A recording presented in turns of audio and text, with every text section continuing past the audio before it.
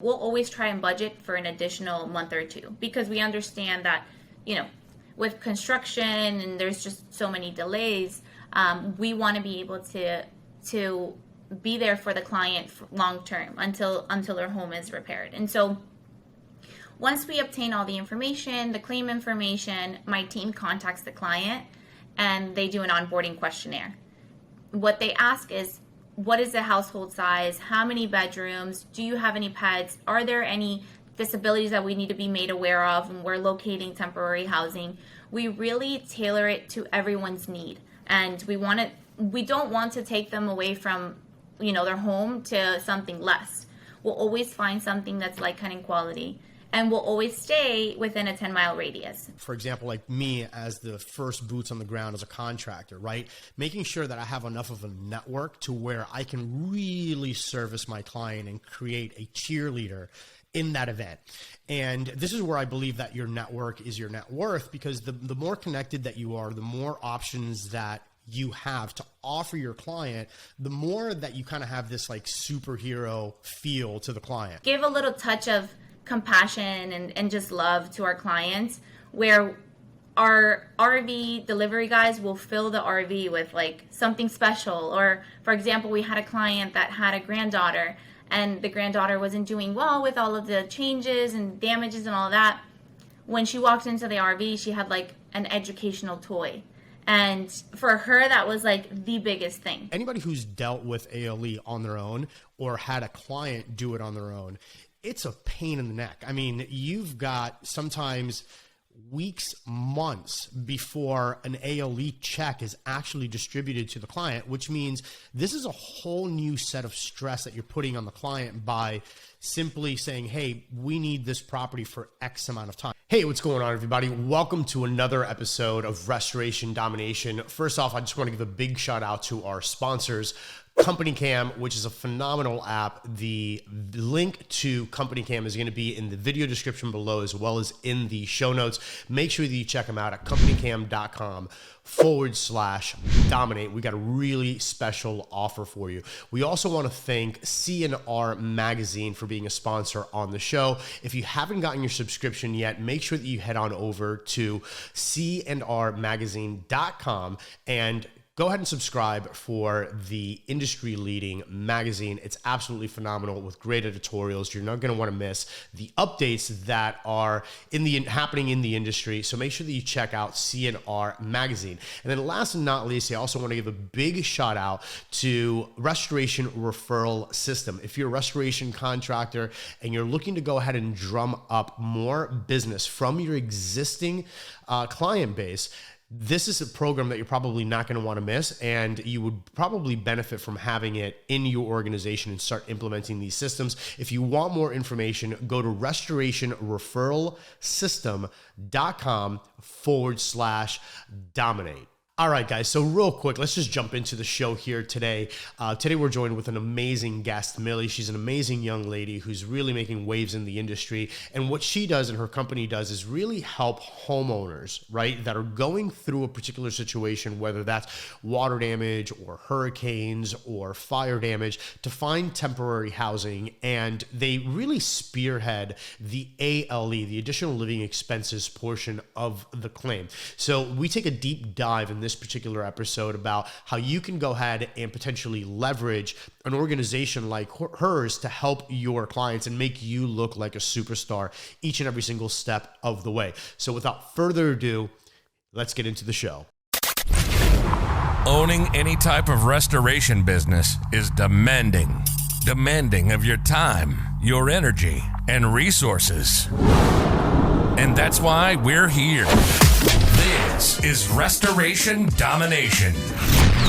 If you're a contractor in water mitigation, mold remediation, biohazard cleanup, roofers, or public adjusters, you'll learn how to dominate using some of the techniques and strategies that our guests will share. We'll interview top industry insiders, movers and shakers, hustlers and hackers, and anyone dominating their industry. This is Restoration Domination. Hustle, hack, and dominate. And here's your host, Rico Garcia. What's up, guys? So today we've got a very, very special guest, and I'm really excited to have her on the show.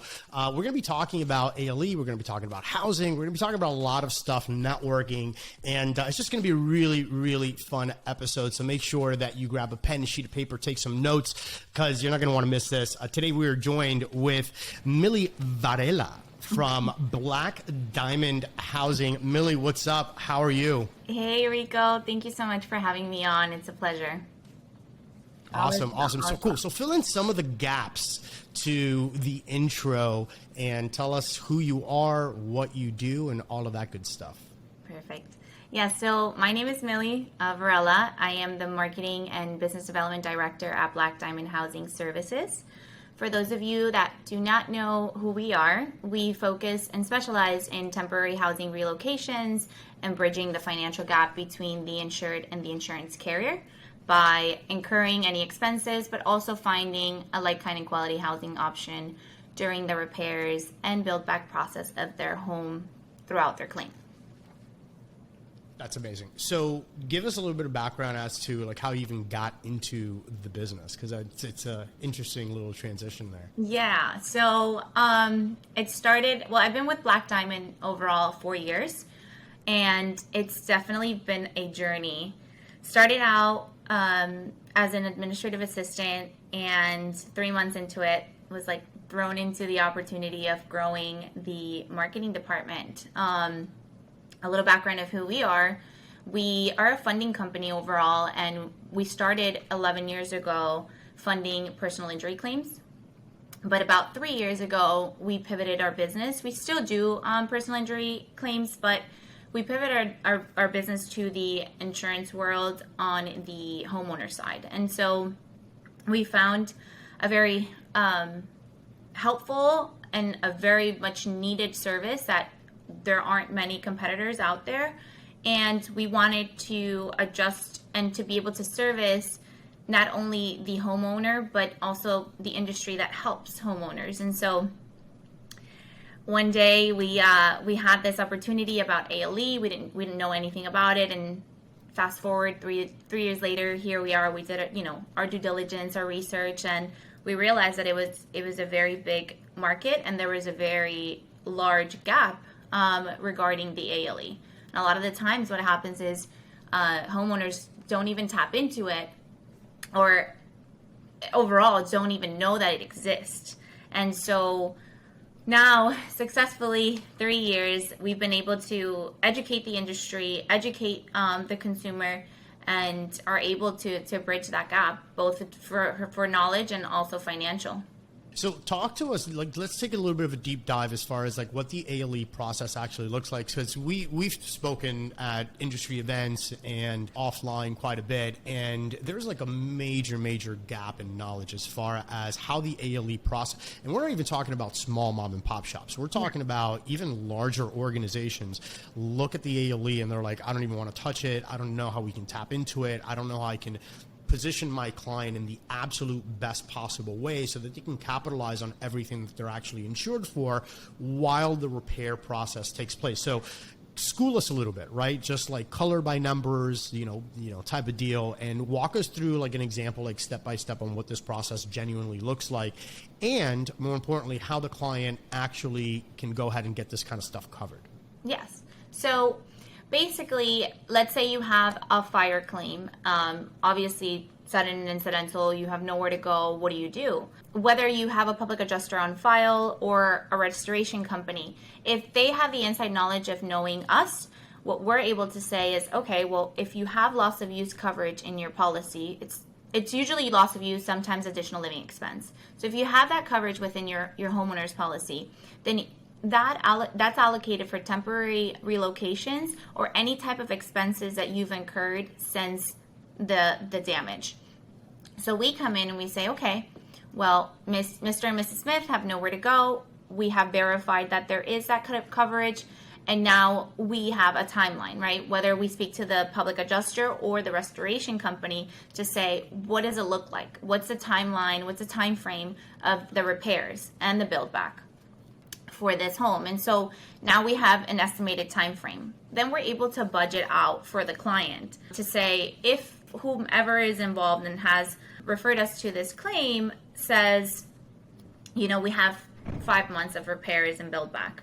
We're looking at 5 months. What we'll do is we'll always try and budget for an additional month or two, because we understand that with construction and there's just so many delays, we want to be able to be there for the client long term until their home is repaired. And so once we obtain all the information, the claim information, my team contacts the client and they do an onboarding questionnaire.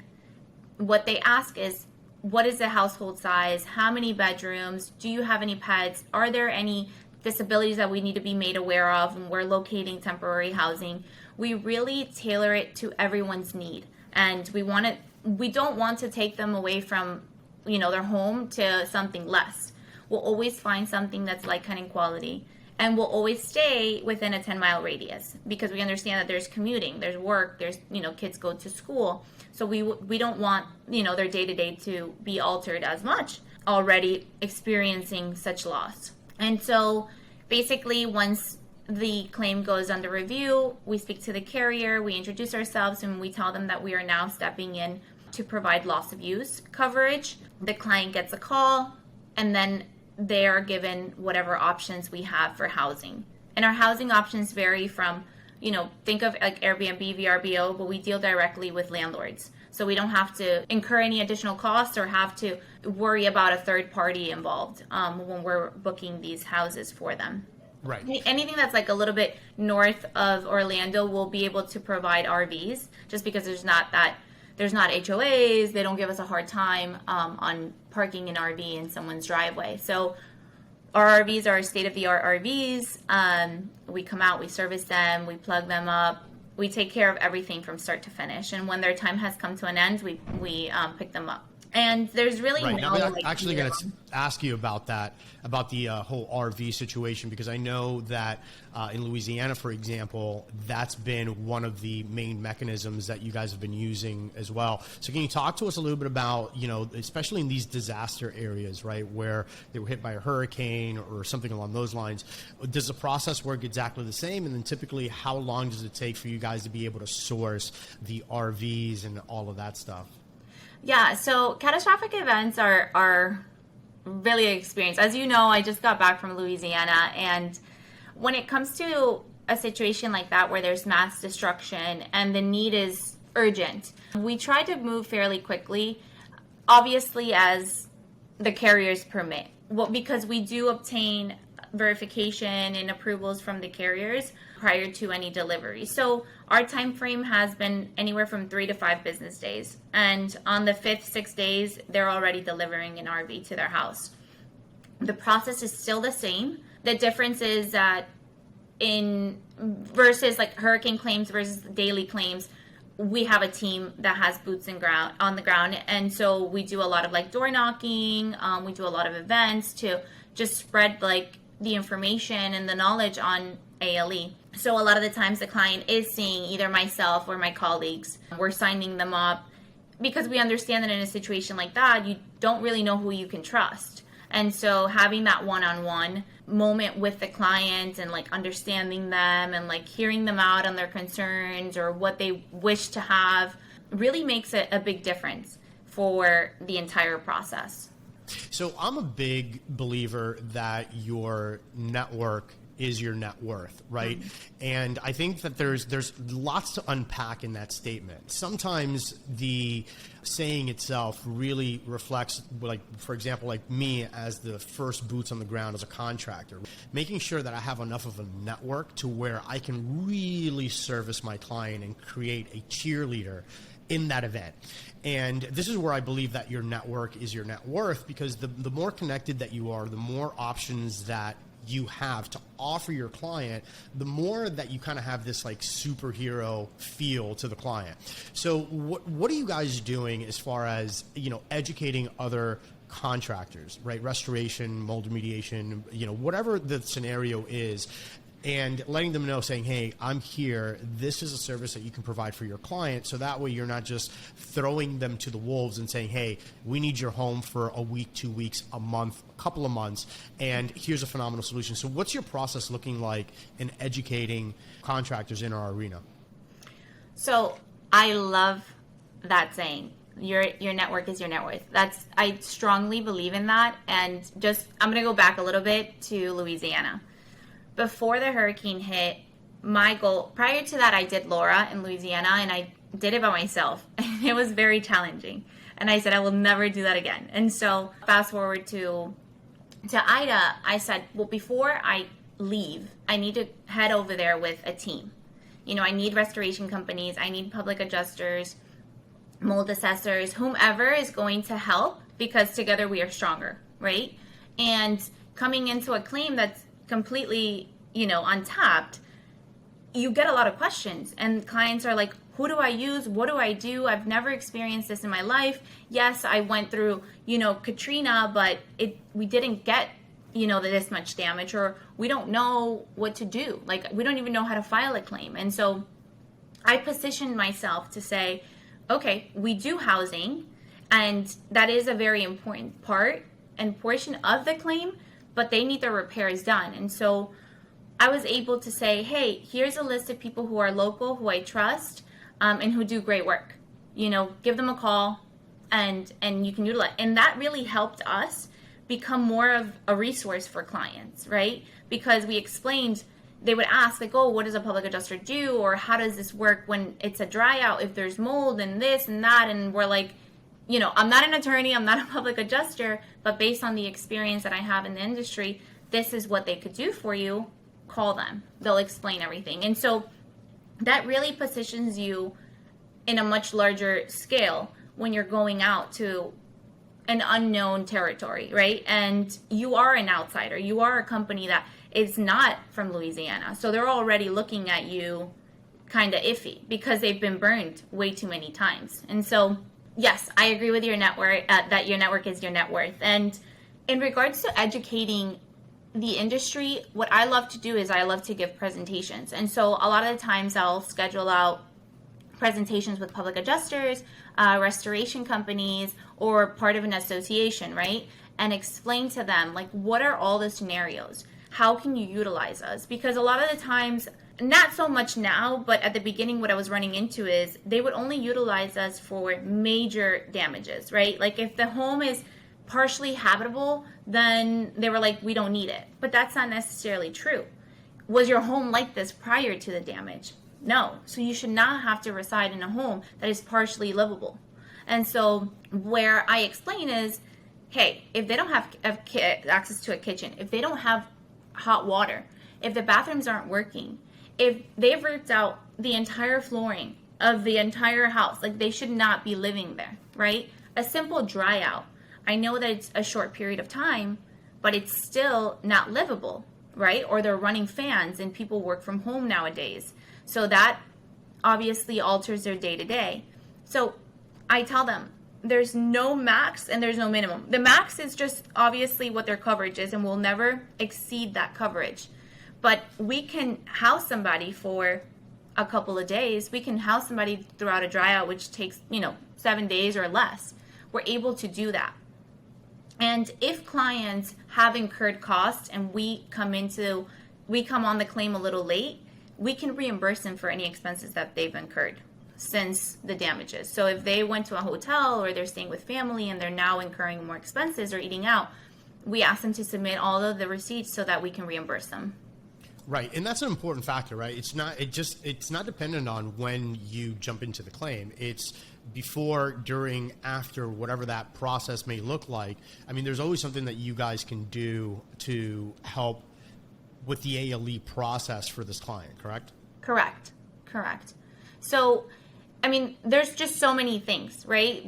And every claim is different, and every situation may not need the same thing that the last person needed. But a lot of people, for example, if they have medical concerns, or they're going to chemo and now they need to live somewhere, like, just anything and everything is personalized for that individual and for that claim. And we try to truly do our very, very best.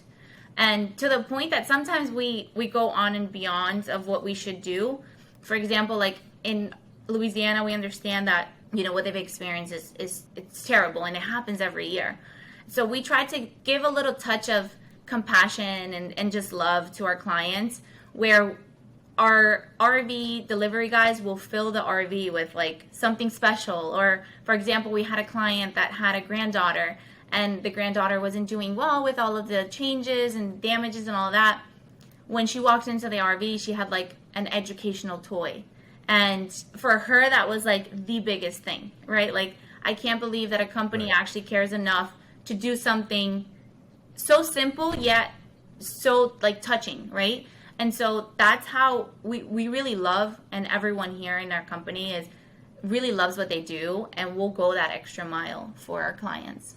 Yeah, and going the extra mile is really what makes all the difference in the world, right? Just leaving behind something special, thinking about, the family situation, if they have a little girl, if they have a little boy.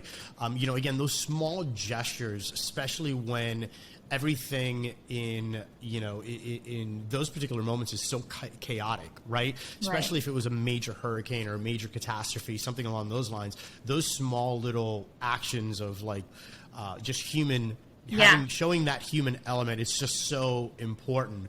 And that's where you really get raving fans. This is where you get those cheerleaders for your business. So I think it's definitely something that more people should start utilizing and start thinking about strategically, because again, especially if you're like an outside company, right? Or even if you're a local company and you're just, signing claims and you're talking about repairs, a lot of times people feel, right? Not saying that this is the case, but at least they feel like, oh my God, all of these people are just out here kind of taking advantage of me. They're doing whatever service, but they're taking advantage of the situation. And whenever you can present that human element into what it is that you do, that's where I think the big difference is. So now, switching gears here real quick, let me ask you, how are you feeling right now about the reception of, speaking to mitigation contractors, remediation contractors, roofers, and saying, hey, look, this is the product and service that we have. How are you educating these people in the sense of, hey, this is what we do? And are you seeing more and more contractors now taking this as an additional tool in their tool belt and saying, hey, now I can go out to clients and actually be a huge resource to them? Is there industries that are much more open to it? Are you having any difficulties with other industries over, some others? Like how is that whole world looking like? So I have to say it has gotten better, and that's how I market to restoration companies, right? I tell them, yes, this is completely independent, but it's also an additional tool under your belt, right? Because number one, you're coming in and you're doing the restoration work, but you're also facilitating housing, and you can trust that it's a trusted company and that they're going to do the right thing. But secondly, it facilitates the entire claims process, because if we think about it, when a client is going through a stressful moment, the last thing that they want to do is reside in that problem. So when you remove the family out of the home, the restoration companies come in, do what they need to do, and they get out, versus having maybe partial of the house available to them. They're there. If they have kids are running around. Now there's like dust particles. It gets really messy. And sometimes, if not all the time, it delays the work. So restoration companies have finally like understood how to utilize our services to benefit their process, right? Another area of professionals that really are receptive to our services are public adjusters, because at the end of the day, like I tell them, we want to make you look like the best PA on the planet, because you're getting those clients out. And on top of that, you're being resourceful without having to deal with the A.L.E. Because a lot of PAs sometimes have to, negotiate with the insurance carrier, ask them to maybe front some money, not the entire amount, and all of that takes time, or they just have to wait till the end, right, to get what the A.L.E. under their settlement. So we really facilitate, and we want to be viewed as an added value to everyone in this industry, where we are one of their additional tools and resources. And so they've been very receptive, and I mean, a lot of people could attest to our services and our quality of service. And I feel that we really we're able, when you're incurring A.L.E. and the insurance carrier knows, they're trying to close out that file as quickly as possible, because they don't want to continue to pocket out money, right? And so we've seen that a lot of the times when we come on to claims settle right away. Which is a huge added benefit, right? And the reason why I'm asking you this is because, I want to really drive home like all of the little nuances that exist when you're talking about A.L.E. And just to kind of backtrack here for a second, when anybody who's dealt with A.L.E. on their own or had a client do it on their own, it's a pain in the neck. I mean, you've got sometimes weeks, months before an A.L.E. check is actually distributed to the client, which means this is a whole new set of stress that you're putting on the client by simply saying, hey, we need this property for X amount of time, whether that's a fire project, whether if it's a large scale remediation project, what have you. Now all of a sudden this person has to not only worry about the looming deductible, right? But then they also have to worry about, now grabbing a credit card. Hopefully they have enough, enough financial wherewithal to be able to execute and then rent a hotel, get an Airbnb, and it's never quite like what they were before. Right. So it's such a pain in the neck to try to do it all. Whereas just by picking up the phone, right? And this is where I think for those of you that are watching and those of you that are listening, I really want to drive this point home, like how big of a deal this really is. Imagine if you're boots on the ground, and again, it doesn't have to be a catastrophe, it doesn't have to be a hurricane, just a regular, dry out project, large scale remediation, whatever it is that you're doing. And for you to say, hey, by the way, this is how long our portion of the project is anticipated to take, but we need to go ahead and have the property to ourselves so that we can do the work and do it, effectively and quickly. But here's the name of this company. Go ahead and call them. They'll go ahead and source housing for you, and you don't have to worry about anything. They'll go ahead and take care of the billing. They'll take care of the documentation. They will take care of everything.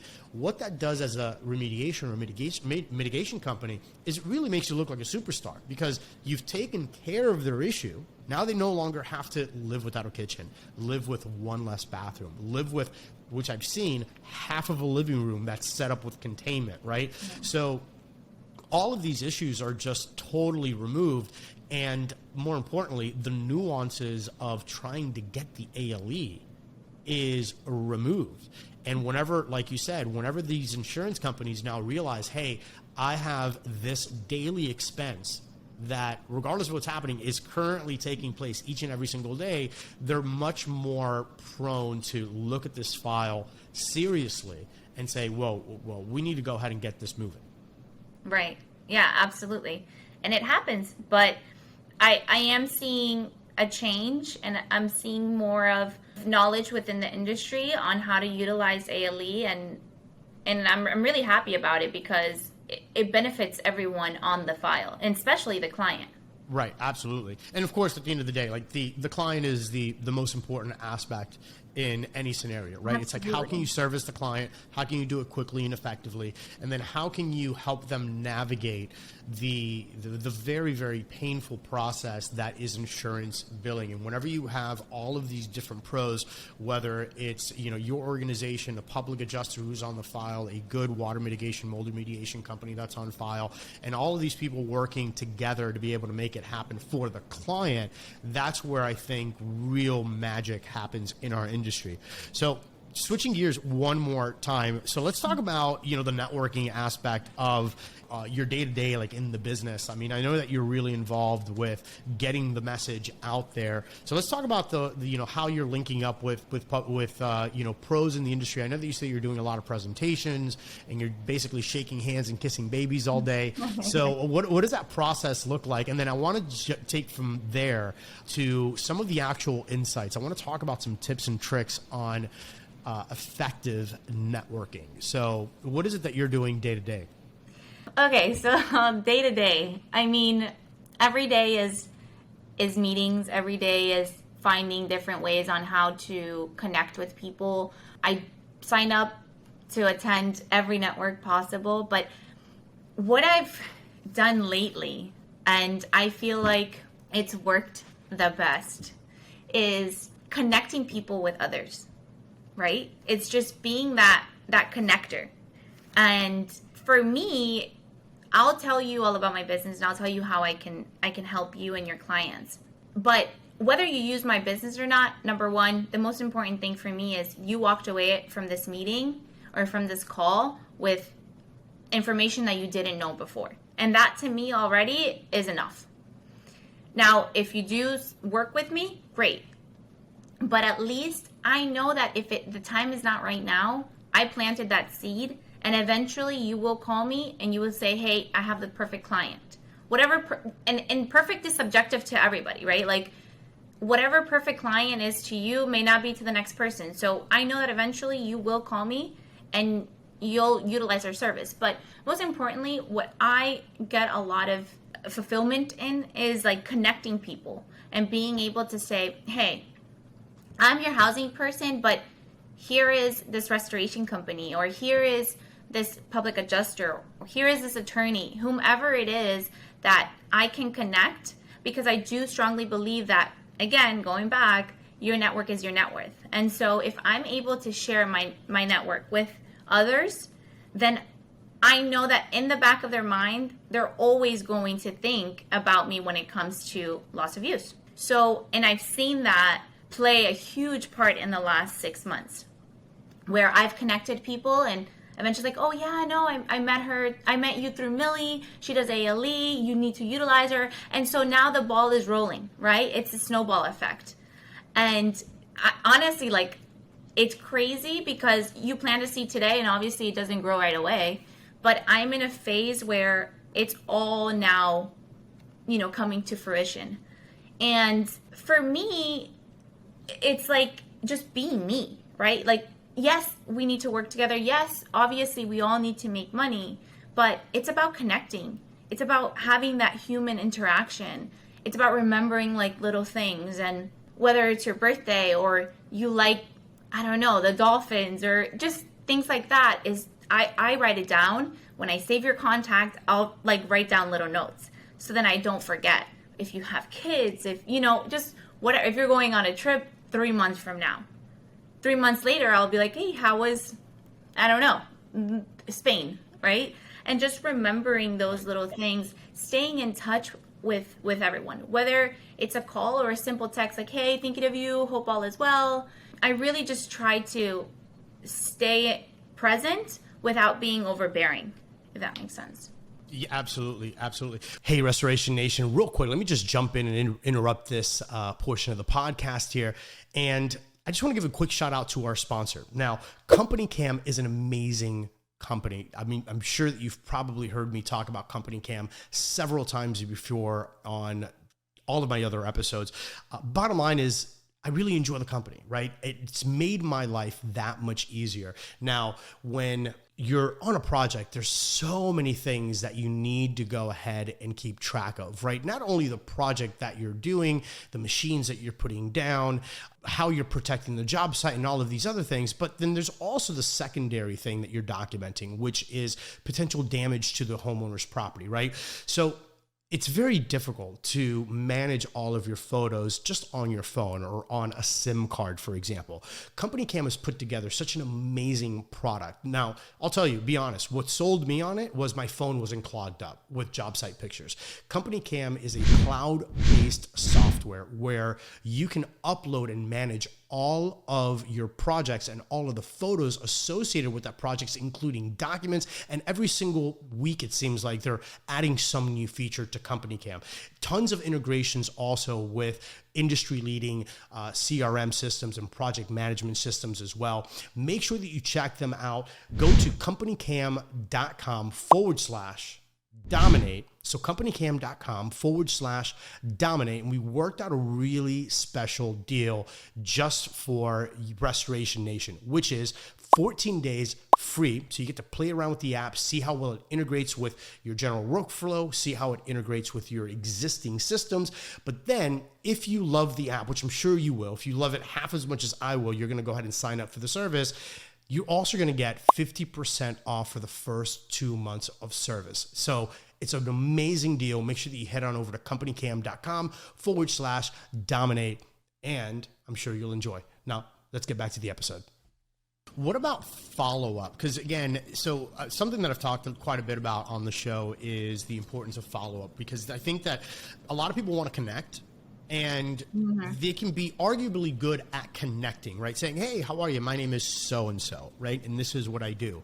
And they'll exchange business cards, and that's pretty much it. Like, that's the end of it, right? So really the riches and the meaningful connections, the meaningful relationship, they have to be cultivated, right? Like, they have to be romanced a little bit. So what about the follow-up process? Because if you have a database of 500 connections, 200 connections, 1,000 connections, the only way that those connections are actually going to turn into dollars and cents, where they can be people that are actually using your product and or service, is if, again, you're staying front of mind. So what are you doing as far as connecting with people over and over and over again? And I mean, are you using this just keeping it all in your head, or have you worked out some kind of like automation system that helps you remember, hey, by the way, it's time for me to reach back out to Susie Q from ABC Company? Yes. So we utilize Salesforce, and I love Salesforce. We recently switched over to it. And so every lead that I meet. Am I in your Salesforce database, by the way? Of course. But I don't need to set reminders for you. It's Rico. Oh, okay, thanks. That's great. That's fantastic. So I'll add leads to, for example, I just got back from FAPIA, and I'll go ahead and I'll upload the people that I've met. I'll set reminders. I call them the following day. I'm saying, hey, it was great to meet you. Let's connect. And I immediately on that call, I schedule a follow-up meeting. Now, when you're back in your day-to-day, I want to be there. I want to come to your office. I want to know what your office looks like, or let's meet for lunch, whatever it is. Because on top of that too, it's important to meet the owners, but it's also very much important to meet the team. Because when I'm emailing back and forth, or they're emailing me information, there's nothing better than, putting a face to the name. And so to me, it's important to connect with the administrative assistant or the paralegal, whomever it is. I want everybody to know who Millie is when they're emailing me claims, and vice versa. So Salesforce, obviously you set reminders, I'll set the follow-up meeting, and then once I've set up the follow-up meeting, I'll set another reminder for, a couple weeks so that I can connect with them. If they haven't sent me any claims, then maybe I'll just pivot the business in a different way, more of like, hey, if you have claims that are X, we're able to assist. I just wanted to remind you, because at the end of the day, you're just wired a certain way. If you get up every day at 7 a.m. and then you start making your calls or whatever it is, it's hard to break people out of their habits. And so what I try to do is implement myself, right? Our service into their day-to-day. So I'll talk to them run me through your claims process. How do you handle that? And at what point could you pitch our service? So I try to also help them kind of not pivot, but add our service to their claims process. So yeah, right. I mean, and just make them think about the overall process and what it looks like, right? Yeah. And you're never, and like I said, a lot of the times you plant the seed and you don't see it for a while. And I'm okay with that too. I'm aggressive in a certain way because I know that, and it's not me trying to sound like, oh, our service is elite, but it's a very useful service. So sooner or later, it will click. I'll stay, top of mind. I'll let you know what we continuously could do for your client, but I can't force you to send me anything until you fully understand and are ready. I've had people say, you know what, Millie, after a year, come to me and say, okay, I'm ready. I know what you do. I've always known what you do, but I just mentally was not there. Could you come in and do a presentation for 30 of our PAs? I'm like, absolutely. And, Right. and there's, because everybody has a different timeline and everybody's focus is different. Right now, people are focusing on closing out claims right before the end of the year. And I get that. So they're not thinking of, oh, loss of use, Black Diamond, Millie. But I know come January, I don't know, 5th or 10th, you're going to say, okay, now we're pumping out new claims. Let's add this piece to the puzzle. And again, Exactly. it's just staying in touch and being present, not only for business, but building like meaningful relationships.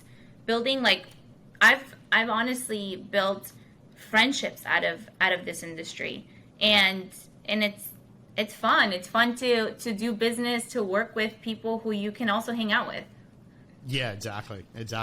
There's a very good book. It's a small little book by Jeffrey Gitomer, which is called The Little Black Book of Connections, and it's an oldie but a goodie, and it's all about like how to network and how to how to have this like be memorable when these encounters take place. It's one of my small little favorite networking book. It's by Jeffrey Gitomer, Little Black Book of Connections. So I will leave a link in the video description as well as in the show notes. So if you want to go ahead and pick up a copy of the Little Black Book of Connections, definitely make sure that you check it out. It's a really, really cool little book.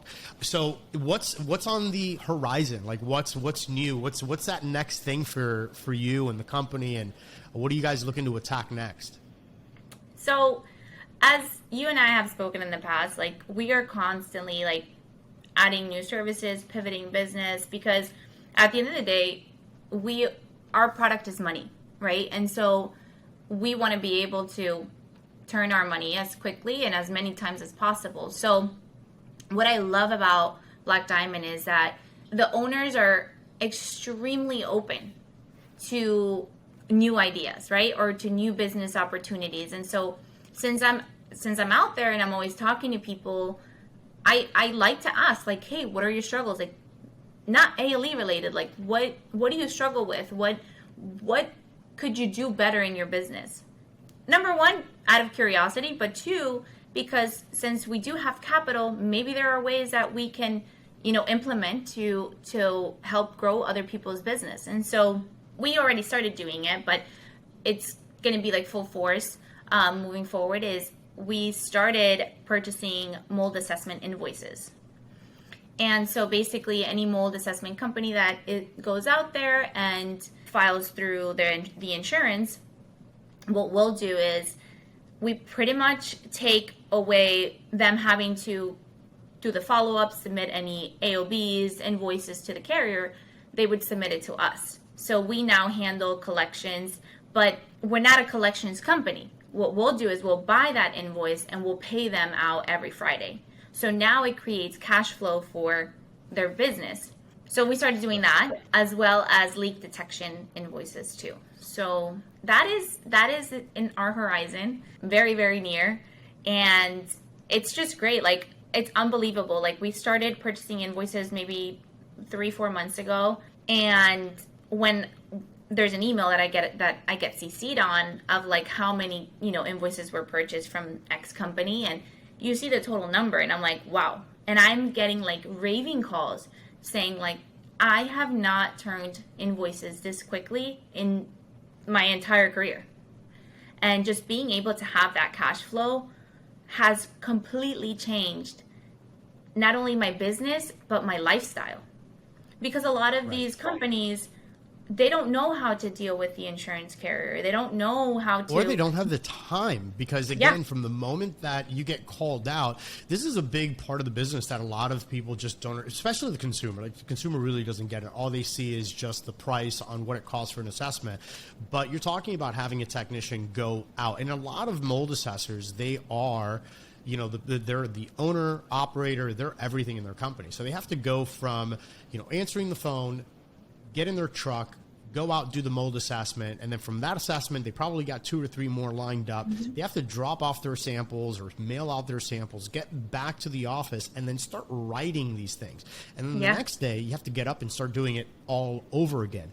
So when you start taking the 24 hours in a day that you have, right, and you start saying, well, wait, where am I going to fit in calling the insurance company to find out where my money's at? So that's a really, really big deal. And a lot of these invoices, I know because I've spoken to tons and tons of multi-assessors, simply don't get paid. And it's not because, of anything bad with the invoice. It's just because there's nobody there to follow up on that invoice. So from a cash flow perspective, to have an organization like yours just be like, hey, by the way, here's my invoices, go ahead and buy this from me, and you guys take care of all of the back end.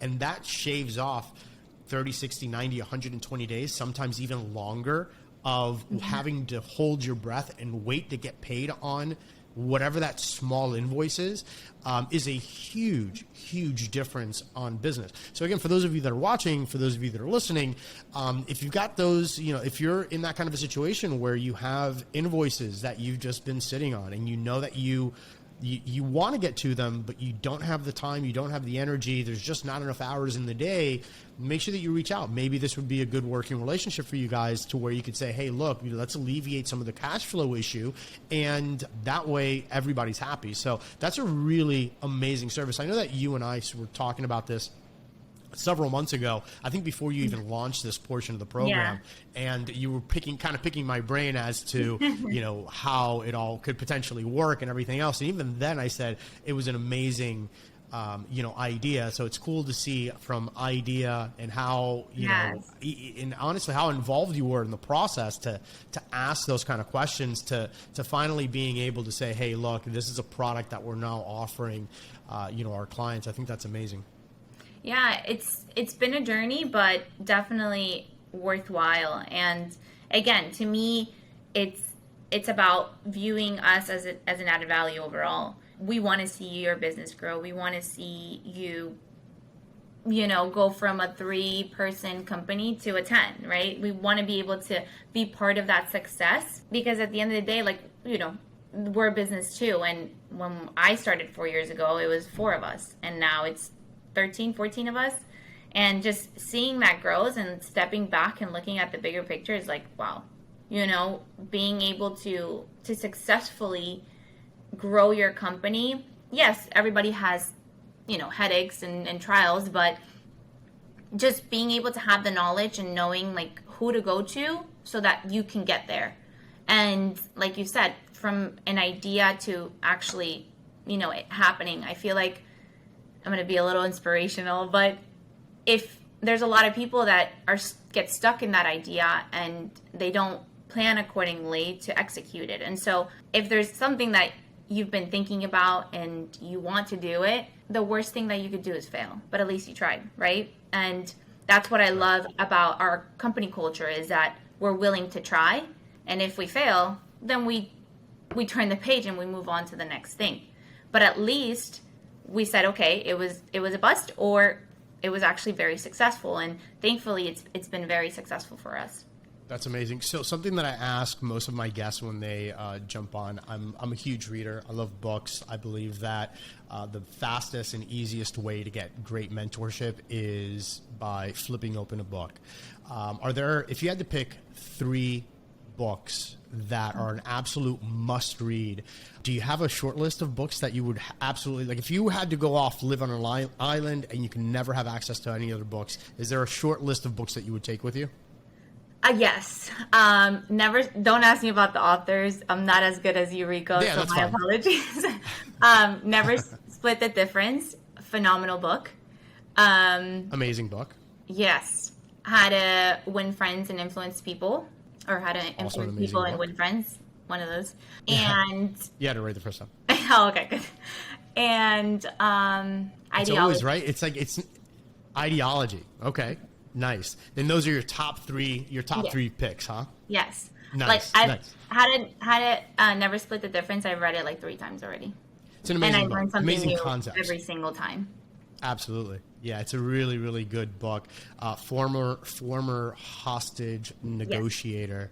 Yes. He's got some really good courses too, where that kind of complement the book, and he takes a deep dive into some of his concepts on negotiating and how to get the best deal out of any encounter. It's a phenomenal book. Definitely changed the way that I look at a lot of encounters, and especially once you see really good negotiators. Yes. And people that are, when I say negotiating, again, someone always thinks that negotiating is a negative. Yeah, right? like When getting people your way. think of a hardcore, yeah, like you're crushing the other person, and then it's all about you. That's not necessarily what great negotiating skills is about. It's about finding where everybody is happy, is a little unhappy, but happy enough, right? And being able to go ahead and work out those numbers or that deal.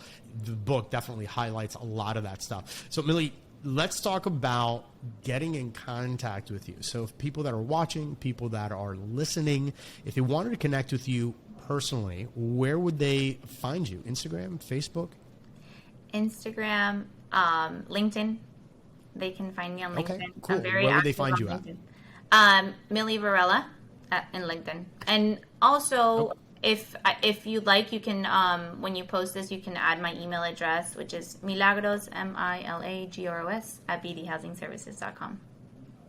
Awesome. Will do. And Millie, thank you so much for taking the time today to educate us on A.L.E. housing. And honestly, I think that what you guys are doing over there is amazing. And I hope that more and more people in the restoration industry really start waking up to how important having a good resource for their customers, being able to offer them temporary housing really is. And I wish you guys the absolute best. Thank you for being on the show. I appreciate it. Thank you so much. This has been so much fun. I'm glad we finally made it happen. And it's always a pleasure to do anything business related with you. So thank you so Awesome. much. I'll talk to you guys soon. You've been listening to Restoration Domination, interviewing the restoration business's top industry insiders, the movers and shakers, the hustlers and hackers. We hope you've gotten some useful and practical information from the show. Make sure to like, rate, and review. And we'll be back soon. But in the meantime, hook up with us on Instagram. Find Rico at Rico Garcia Jr. Find Ecotech Pro at Ecotech Pro.